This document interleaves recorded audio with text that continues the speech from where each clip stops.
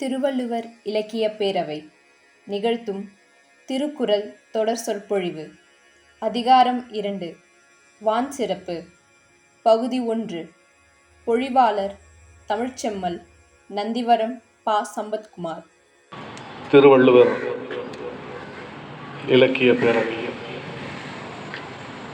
மாதாந்திர தொடர் சொற்பொழிவாக திருக்குறளை எடுத்துக்கொண்டு இன்றைக்கு 2வது அமர்வாக நடந்து கொண்டிருக்கிற இந்த இனிய நிகழ்வின் தலைவர், இலக்கிய பேரவையினுடைய நிறுவனர், அன்பிற்கும் மரியாதைக்கும் உரிய பெரியவர் திருநாவுக்கரசு ஐயா அவர்களே,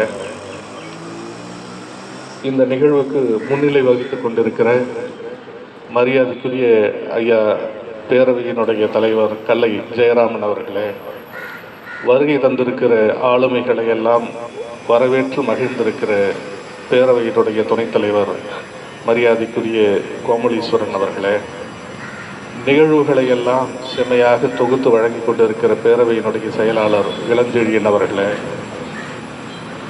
நல்ல கவிதையினை இன்றைக்கு நாம் கொண்டிருக்கிற தலைப்பிற்கு ஒற்றாற்போல் தன்னுடைய கவிதையினை படைத்து அனைவரையும் மகிழ்ச்சியில் ஆழ்த்தியிருக்கிற பேரவையினுடைய பொருளாளர் அன்பிற்கினிய மாதவனையா அவர்களே, வருகை தந்திருக்கிற ஆளுமைகளே, சுவைஞர்களாக இருந்தாலும் கூட தமிழின் மேன்மையை உணர்ந்து இங்கே வருகை தந்து பல்வேறு பணிகளுக்கு இடையில் இந்த நிகழ்வு முக்கியம் என்பதை உணர்ந்து வருகை தந்திருக்கிற அத்துணை பேரையும் பணிவோடு வணங்கி மகிழ்கிறேன். கடந்த திங்கள் நாம் கடவுள் வாழ்த்து என்ற அதிகாரத்தை பார்த்தோம். அதிலே தெரிவிக்கப்பட்டிருந்த கருத்துக்கள் எல்லாம் இறைவன் யார், எப்படி இறைவனை நாம் இனங்கண்டு கொள்வது என்பதை பற்றியெல்லாம் வள்ளுவனார் செம்மையாக நமக்கு எடுத்து எம்பியிருந்தார்கள். அதிலும் குறிப்பாக நம்முடைய மனித இனம், நம்முடைய மூதாதையர்கள் நாடோடி வாழ்க்கை வாழ்ந்து கொண்டிருந்த குழு இனத்தவர்களாக இருந்தபோது அவர்கள் வளம் கொழிக்கிற பகுதிகளை நாடி நகர்ந்து கொண்டே இருந்த சூழ்நிலையில் அன்றைக்கு இப்பொழுது இருப்பது போன்ற திருக்கோயில்களோ உருவ வழிபாடுகளோ இல்லை என்ற நிலையில் வள்ளுவனார் அன்றைக்கு கடவுள் வாழ்த்தை எந்த பார்வையில் வழங்கி இருக்கிறார் என்பதையெல்லாம் கடந்த திங்களில் செம்மையாக சிந்தித்தோம்.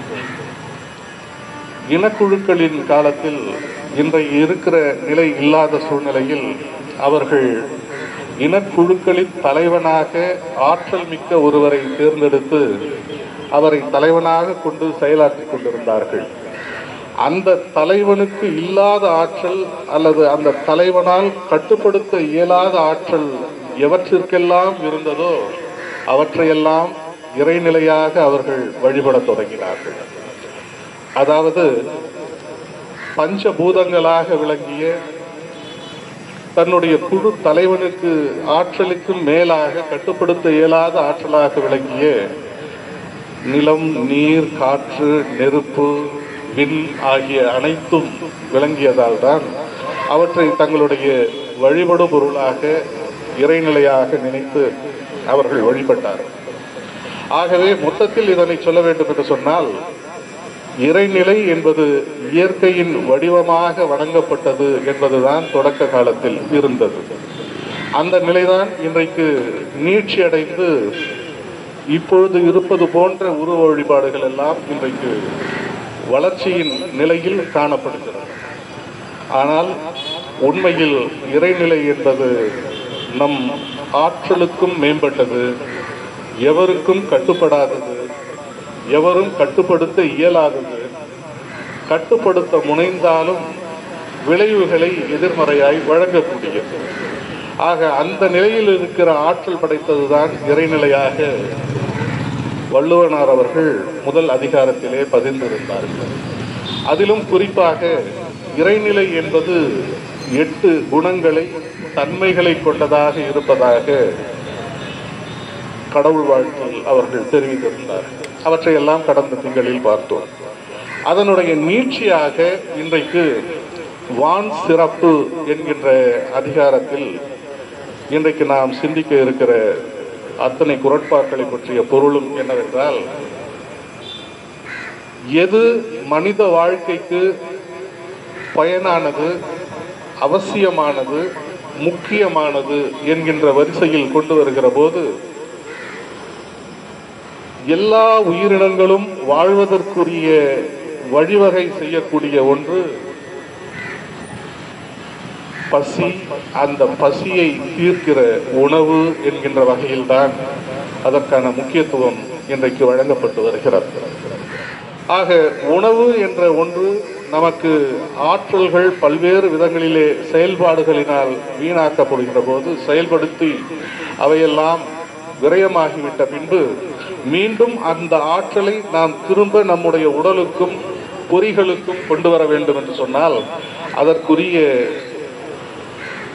வேண்டிய உணவுப் பொருட்களை நாம் எடுத்துக்கொண்டால்தான் நமக்கு வேண்டிய ஆற்றல் மீள் உருவாக்கம் செய்யப்படும்.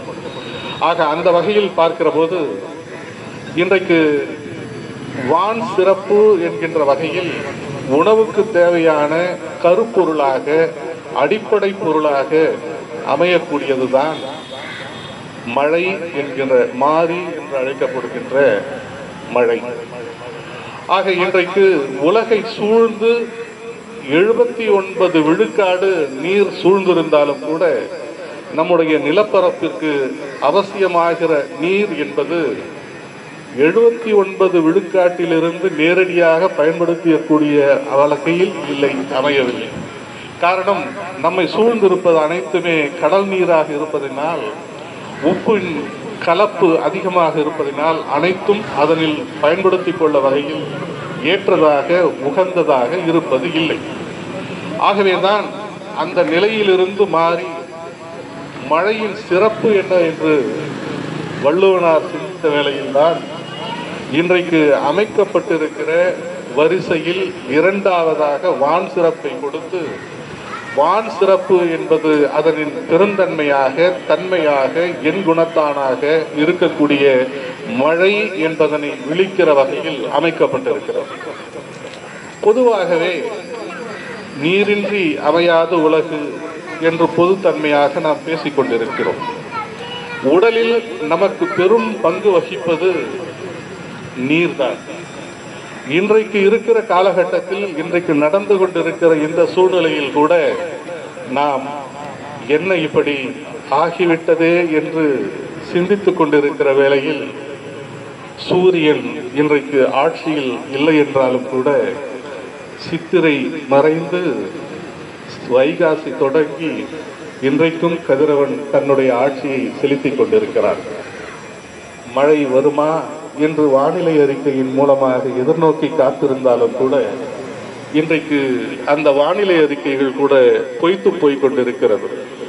2 நாட்களுக்கு முன்பு ஆரஞ்சு அலர்ட் என்றார்கள், அதற்கு அடுத்ததாக மஞ்சள் எச்சரிக்கை என்றார்கள். இன்று வரை எச்சரிக்கைகள் தான் வந்து கொண்டிருக்கிறது தவிர மாறி வரவில்லை, மாறி போய் கொண்டிருக்கிறது. ஆனால் இவற்றிற்கெல்லாம் அடிப்படை காரணம், இயற்கையை நாம் சரியான முறையில் பயன்படுத்தாமலும், இயற்கைக்கு எதிராக நம்முடைய பயன்பாடுகளும் செயல்பாடுகளும் மிகையாகி போனதனால் அதனுடைய சுழற்சி என்பது எப்பொழுதும் இருக்க வேண்டிய வகையில் இல்லாமல் இன்றைக்கு மாறிப்போயிருக்கிறது. அதற்கு காரணமாக நாம் தான் இருக்கிறோம் என்றாலும் கூட அது தன் நிலையிலிருந்து என்றைக்கும் தன்னை மாற்றிக்கொண்டது